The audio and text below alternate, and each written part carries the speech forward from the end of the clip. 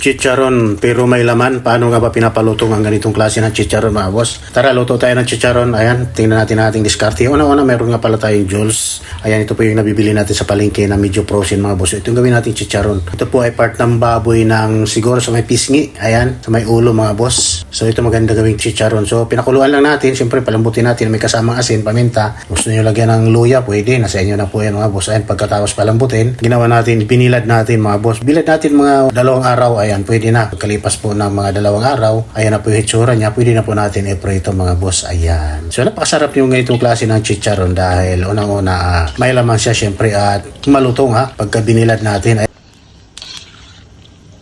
Ayan, kagaya niyan, lagyan natin, pinatalsikan natin ng konting tubig. Ayan na mga boss, mayroon na po tayong chicharon, malaman, at higit sa lahat, malutong. Crunchy talaga siya mga sir, ayan. So tikman natin, grabe. Ayan, sa mga nagtatanong nga pala ng wok na binili natin, na ginamit natin sa pagluluto, tingnan nyo na lang po sa comment section or sa yellow basket.